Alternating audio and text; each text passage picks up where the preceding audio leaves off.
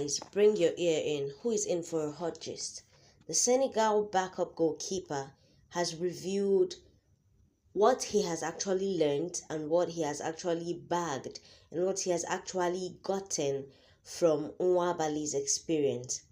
Now, what is this big secret? What is this big lesson that the Senegal backup goalkeeper has actually revealed? He said he got this lesson by watching how Morocco's ball boys frustrate Nigeria's Stanley Nwabali and helped the Teranga Lions win Sunday Africa Cup of Nations final in Rabat. Now he said fine, he did not have to do too much research. Just by watching the match with Nwabali and Morocco, he said he had gotten one or two, and he put in his best to be able to tackle these, should I call it, faults in the final match in Rabat. Now, the Senegals were crowned champions after edging hosts Morocco 1-0 in a tense final. We all remember that final. Drag me here, drag me there. Morocco was not on the agreeing side. Senegal to no agree. Everybody was dragging shit. And at the end of the day, it finally ended in a 1-0 win, with Pape Gueye, extra time winner, settling the contest.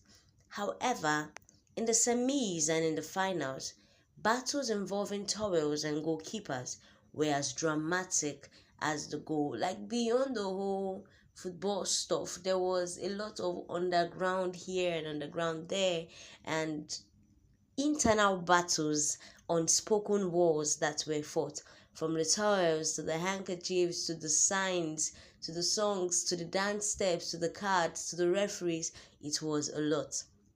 Now, Yevan, stationed near Edward Mendy's goal during the final, was tasked with keeping his teammate's glove dry as rain began to fall.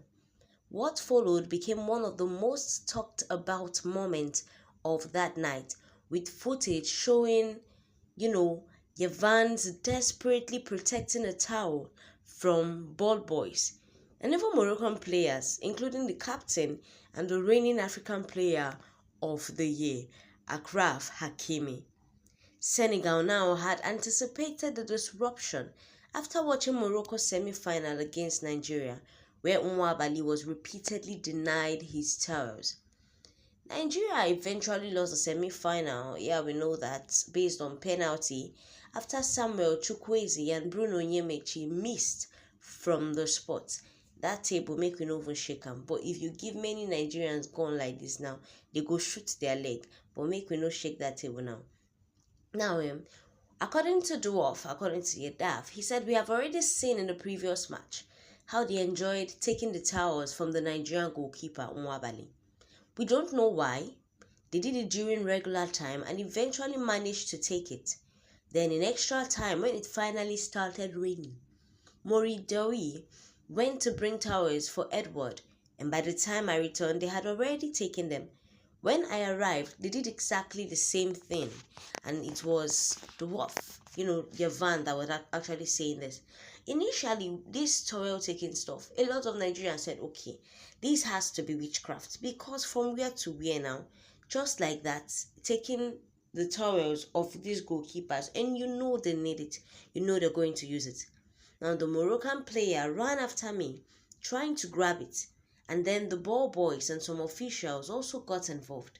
I did all of this to make sure that Edward Mendy was in the best position possible, because we needed a top goalkeeper to win the final.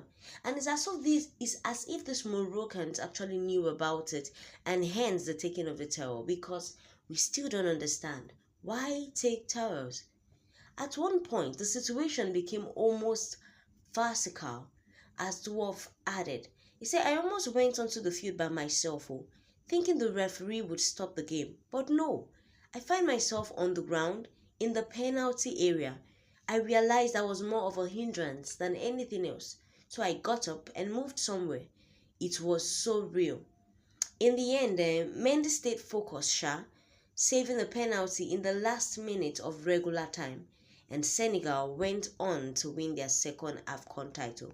It seems the taking of towels thing was part of the distraction for Nwabali back then, and this was one thing that the goalkeeper, Senegal goalkeeper, said yes, so he had to learn so that Morocco will not show them the same shege it showed the Super Eagles.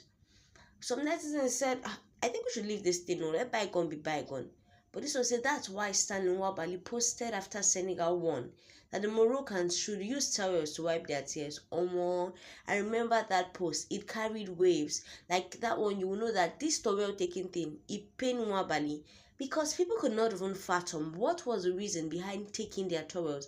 What was the reason behind holding towels? Towelo. The Moroccan desperation and their desperateness to win at all costs is something I've never seen before. I know that North African teams are always full of antics, but Morocco took it a notch higher, and the CAF officials and referees obliged them. Morocco committed 147 fouls in the tournament. Okay, I know this is an exaggeration because definitely this netizen did not sit to count everything. But according to him, he said, but they got only one yellow card so that none of their players will miss any match because of 2 cards. Another netizen replied him, said the post-match section of CAF picked on Algeria, not only for Morocco. Who doesn't know that it is CAF that is deliberately giving them those latitudes to do wrong? Because sanction, it's a pity that Africa is still like this, even in the 21st century. Someone else said Senegal misbehaved, maltreated Nigeria, and confirming how Nigeria was cheated in favor of Morocco by unprofessional greedy referees is a confirmation that Nigeria would have won the cup. We can see the dirty politics in CAF, make it not be like say we know the same. Allowing these bad referees without sanctions, it shows that CAF decides which country wins or take the cup, not best performing team. How about now Africa? Reason FIFA limits, FIFA limits African referees and their participation in Africa, in their participation in FIFA generally. E get why. Not that we're looking down on ourselves or anything, but pick credible people, pick trustworthy people. This one says still, they went ahead to penalize the Senegalese coach for calling his players off the pitch. They didn't see what the Moroccans did, but thank God they learned from us and took action. With these Morocco people, one actually has to learn the hard way because they must cheat. Percy Contoc say, I've been saying it since that Senegal carefully studied that semi-finals between Nigeria and Morocco. That's why they were ready for Moroccan tactics. But we Nigerians are always gentle and diplomatic. That's why we lost our spots in the finals to Morocco, who did not defeat us but stole our spots with the CAF and the help of the referees. Thank you Senegal for wiping away my tears because it would have been more painful if Morocco had stolen that trophy. Person called talk say what pains the most is that they awarded Morocco team most fair award. After all the wayo way they do, most fair award. How now? Person called talk say forget, we are getting worse in this Africa. Just forget them. Netizen, this matter you sure say go finish this year? Because people always bring up this issue. Morocco cheated, Morocco this, Morocco that. Now, even Senegal goalkeeper don't come outside talk say, he might fear this Morocco people and now why he needs study Nigerian match to know how he go